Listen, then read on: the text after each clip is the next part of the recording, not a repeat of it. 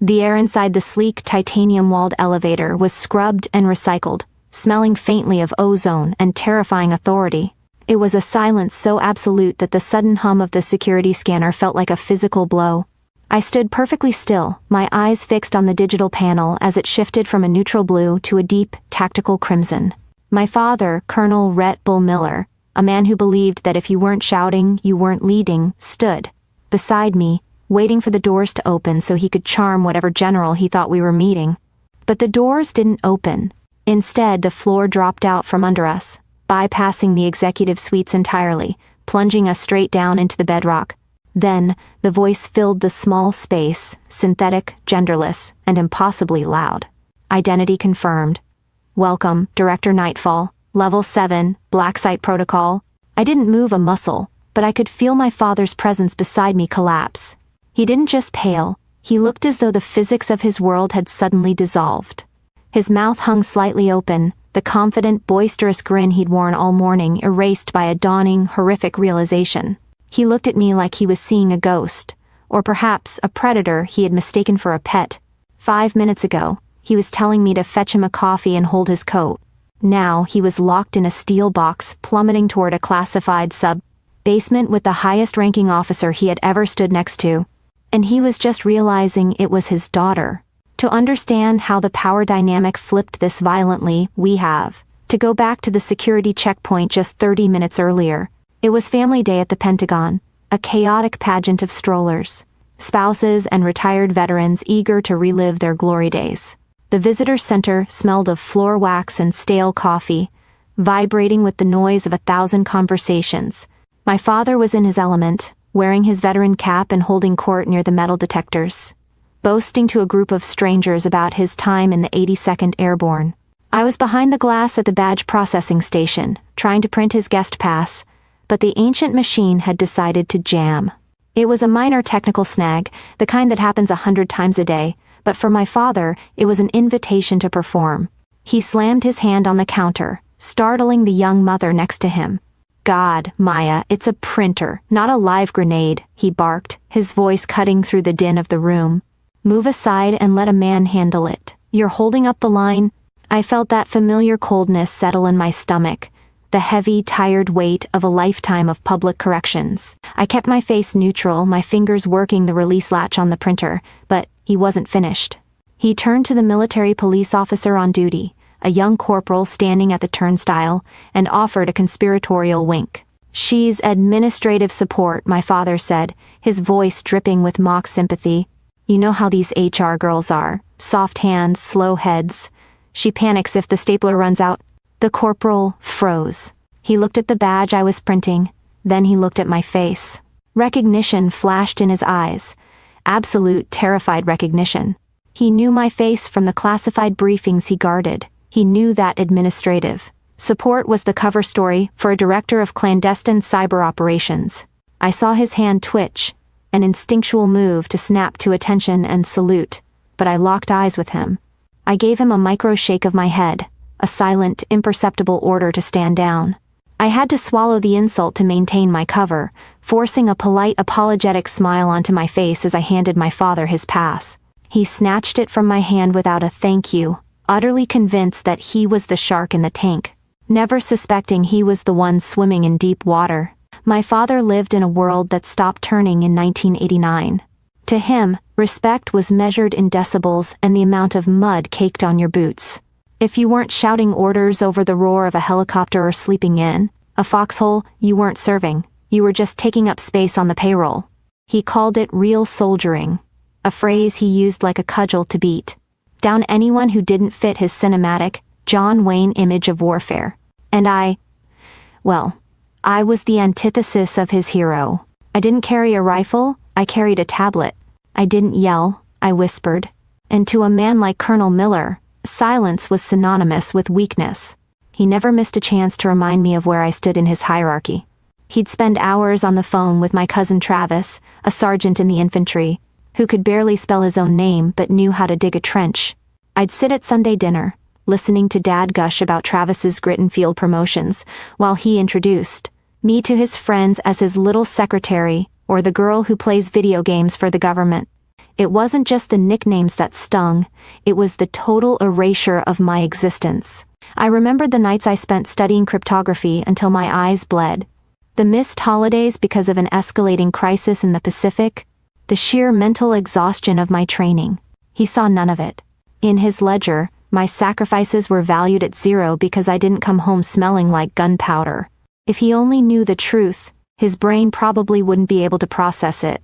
In the sanitized, air-conditioned world he mocked, I wasn't Maya the secretary.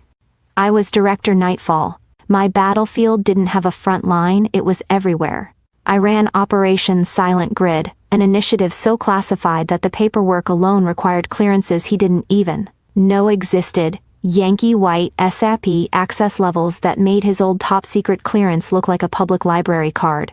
While he was bragging about commanding a battalion of 500 men, I was sitting in a dark room authorizing code injections that could dissolve the banking infrastructure of a hostile nation in 6 seconds flat. He thought power was holding a weapon. I knew the truth. Power is the ability to turn off the lights in a capital city without ever leaving your desk.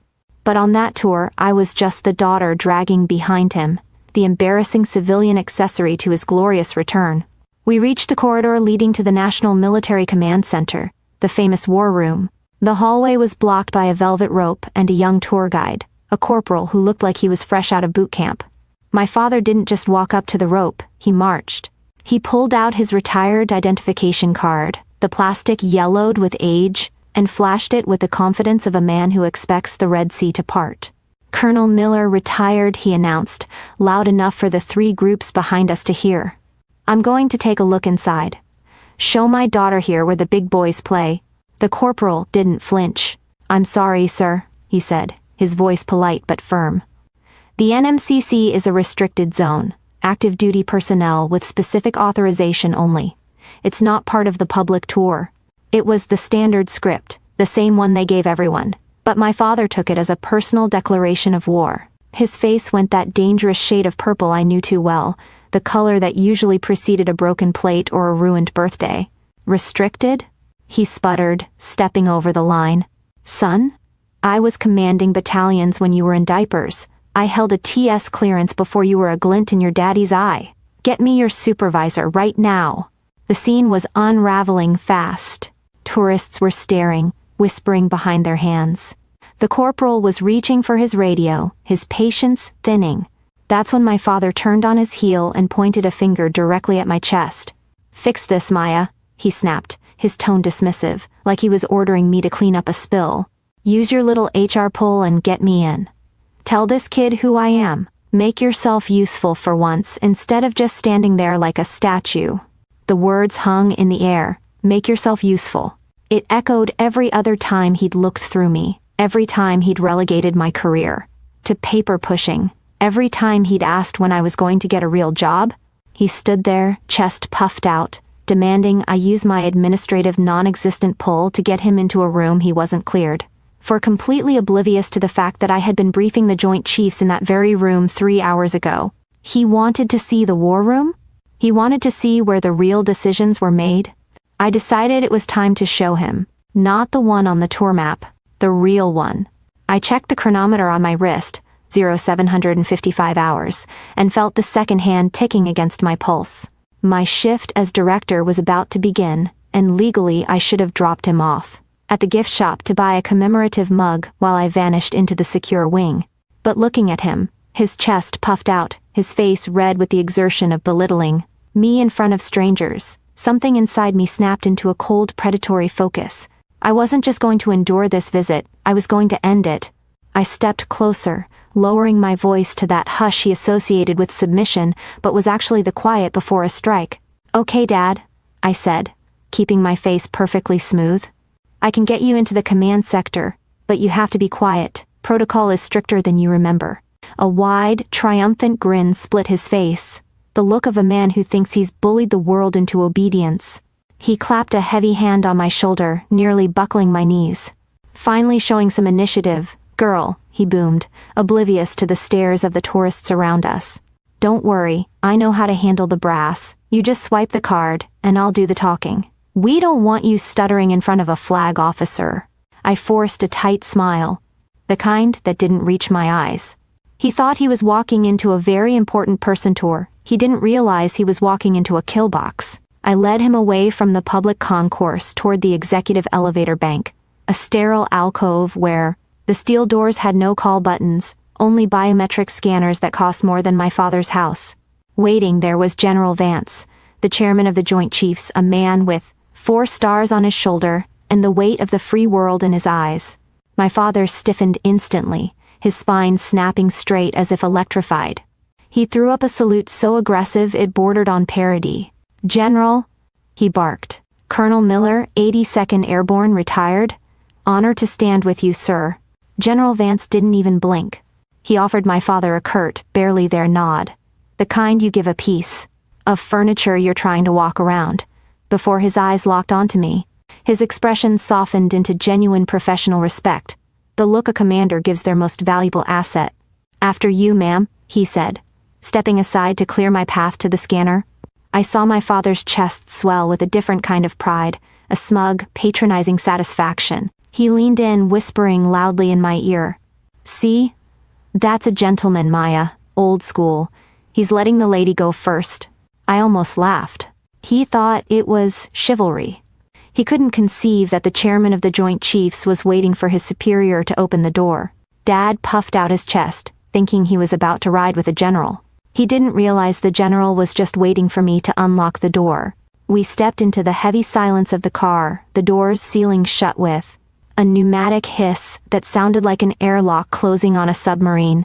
The interior was sleek, stripped of any ornamentation, just brushed steel and a single smooth panel of black glass. My father frowned, his hand hovering over the featureless surface where the buttons should have been, his confusion morphing instantly into irritation. He tapped the glass aggressively, leaving a smudge, then turned to me with that familiar, weary sigh, the one he used when the world wasn't bending to his will fast enough. "Where are the buttons? Is this thing broken?" He chuckled, shaking his head at General Vance as if sharing a joke about incompetent equipment. "Use the stairs next time, honey. This is obviously for high command, not for the tourists." I didn't answer him. For the first time in my life, I didn't feel the need to explain, to apologize, or to shrink. I stepped forward, bypassing him entirely, and reached into my blazer pocket. I didn't pull out the laminated paper guest pass he was wearing. I pulled out a heavy slab of unmarking black titanium. It had no photo, no name, just a single embedded microchip that cost more than my father's entire pension. I felt the cool metal against my thumb, a tangible weight that anchored me and slotted it into a nearly invisible groove in the wall. The reaction was instantaneous and violent. The standard white overhead lighting died, plunging us into total darkness for a split second before the car was flooded with a deep, pulsing tactical red. It was the color of a submarine running silent, the color of a drone feed before the strike, the color of war. My father gasped, backing up until he hit the wall, his hands raising instinctively as if he were under attack. Then, the audio system kicked in, the voice filling the small space not from a speaker, but seemingly from the walls themselves. It was synthetic, loud, and terrifyingly devoid of humanity. Biometric scan initiated. A horizontal laser swept across the car, hitting my face and warming my skin as it mapped my iris patterns. My father stood frozen, his eyes darting around the red-lit box, waiting for an alarm. Waiting for security to drag us out for touching something we shouldn't have. "Retinal match, 100%, the voice boomed. "Welcome, Director Nightfall. Override authorized. Destination, the hub." The elevator began to drop, not with the gentle hum of a hotel lift, but with the stomach-churning velocity of a freefall. I stood perfectly still, watching the blood drain from my father's face in the crimson light. His confident smile had vanished, replaced by a slack-jawed horror that bordered on a stroke. He looked at General Vance, desperate for an ally, desperate for the 4-star general to laugh and say it was a prank, or to reprimand me for the glitch. But General Vance wasn't laughing. He wasn't even looking at my father. The chairman of the Joint Chiefs of Staff had turned his back to the wall and was standing at parade rest, legs shoulder-width apart, hands locked behind his back, head snapped forward. It was a position of subordination. He was standing at attention. "For me, General?" my father whispered, his voice cracking, sounding smaller than I had ever heard it. What's happening? General Vance didn't break his posture. He spoke to the air, his voice cutting through the mechanical hum of the descent like a razor. Colonel, you are now in a sensitive compartmented information facility. If you speak to the director without permission, I will have you arrested for treason. Do you understand? The word treason hung in the red air, heavy and absolute. My father began to physically shake. He looked at me, really looked at me. And for the first time, he didn't see Maya the secretary or Maya the disappointment. He saw the stranger who outranked his heroes. I didn't look at him. I couldn't. I was too busy reading the classified briefing that had just projected onto the glass wall, scrolling through casualty reports with a practiced board efficiency. I tallied his silence in my head, balancing it against every time he had told me to be quiet, every time he had told me I didn't matter. The doors opened. My father stepped out, his knees weak. He looked for a place to sit, but there were no chairs for tourists in my world. The moment the elevator doors slid open, the silence of the ride was shattered by the low, rhythmic hum of the hub, the sound of 1,000 cooling fans and the frantic clicking of keyboards. It was a noise that usually soothed me, a symphony of controlled chaos. That meant the world was being watched, analyzed, and protected. I stepped out onto the operations floor, and the atmosphere shifted instantly from the passive containment of the elevator to the electric urgency of command. The room was a cavernous amphitheater of blue light, dominated by a wall of screens stretching 3 stories high, displaying live satellite feeds, scrolling code, and heat maps of global conflict zones. This was the video game my father thought I played. A game where the pieces were nations and the stakes were absolute. I didn't have to look for my team. They were already moving toward me like a tide responding to the moon. A senior analyst, a woman with 2 PhDs who usually terrified the new recruits, fell into step beside me, thrusting a tablet into my hand. "Director, the satellite feed is live over the Black Sea," she said, her voice tight with the specific stress of an impending crisis. "We have confirmation on the payload movement. The Joint Chiefs are on a secure line, waiting for your go-ahead to initiate the jamming sequence." I took the tablet, my fingers dancing over the glass with a muscle memory born of 1,000 sleepless nights. "Tell the Chiefs to hold position," I ordered, not breaking my stride. "If we jam now, they'll switch to analog backups, let the payload cross the threshold. We intercept the digital handshake at the source, and get me the Cyber Warfare Division on a direct link. I want a localized blackout on my mark." Behind me, I could feel my father's presence fading, shrinking until he was nothing more than a ghost in the machine. I stopped at the railing of the command deck and finally turned back to look at him. He was still standing by the open elevator doors, but the arrogance that had defined him for my entire life had evaporated. He looked small, old, and dangerously obsolete. 2 armed military police officers, men who looked like they were carved out of granite, had stepped up on either side of him. They weren't saluting him, they were watching him, their hands resting near their sidearms, treating the retired colonel not as a dignitary, but as a potential security risk in a sanitized zone. I watched him take it all in, the massive screens, the deferential way the staff looked at me, the terrifying reality of the clearance level I held. In his eyes, I saw the collapse of a decades-long narrative. He was remembering every time he'd called me soft, every time he'd mocked my desk job, every time he'd told his friends I was just administrative support. I saw him try to reconcile the daughter he thought he knew with the woman currently holding the power to darken a continent. It was a reckoning that didn't need words. The sheer, undeniable weight of the room was crushing him. I walked back to him, my heels clicking sharply on the glass floor, the sound cutting through the ambient hum. I didn't yell. I didn't demand an apology. I didn't gloat about the initiative he had so desperately wanted me to show. I simply reached into my pocket and pulled out a standard white plastic guest pass, the kind unrestricted visitors used for the public cafeteria. "I have work to do, Colonel," I said, my voice flat and stripped of any emotion, treating him with the same detached professionalism I would give a vendor who had wandered into the wrong building. "Security will escort you out. You can use this for the mess hall on the 2nd floor if you're hungry, but you can't stay here." I pressed the pass into his trembling hand, his fingers feeling papery and weak against my own. "And Dad? Don't touch anything on the way out." I didn't wait for a response. I turned my back on him and walked toward the console where the Joint Chiefs were waiting for my orders. The elevator doors hissed shut behind me, sealing him out of my world forever. It took a year for the dust to settle, a year of silence where the phone didn't ring with his usual demands or criticisms. We found ourselves at my Aunt Sarah's house for Thanksgiving, the air thick with the smell of roasted turkey, and the loud, overlapping conversations of a family that only knows how to communicate at high volume. My father sat at the head of the table, but he was different. Quieter, his posture less rigid, his eyes lacking that predatory need to dominate the room. He picked at his food, listening rather than broadcasting, a shadow of the bull miller who used to terrorize waitresses and privates alike. The inevitable moment came when my cousin's new fiancée, a bubbly woman, who didn't know the family history, turned to me with a polite smile. "So Maya," she chirped, oblivious to the tension that suddenly spiked at the table. "Your dad says you work in HR at the Pentagon? That must be interesting. How is work at the office?" I opened my mouth to give the standard, vague answer I had perfected over a decade of deflection.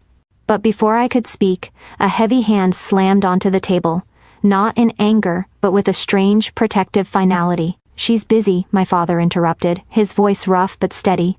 He didn't look at me. He kept his eyes on his plate, stabbing a fork into his potatoes. "Leave her alone. She's saving the damn world." The table went silent. It wasn't an apology. Men like him don't apologize. They don't have the vocabulary for it. But it was something better. It was submission. It was an acknowledgement that the hierarchy had shifted, and he was no longer the one giving the orders. I looked at him, and I felt a strange, cool peace settle over me. I didn't need his pride. I didn't need his praise. I realized, in that quiet moment over cold gravy, that I had only ever needed his silence so I could do my job. And finally, after 30 years of fighting for it, I had got it. My father spent 30 years thinking rank was something you wore on your collar. It took a 10-second elevator ride for him to learn that real power is the card you keep in your pocket. If you've ever been underestimated by the people who should have known you best, hit that subscribe button. Here, we know exactly who you are.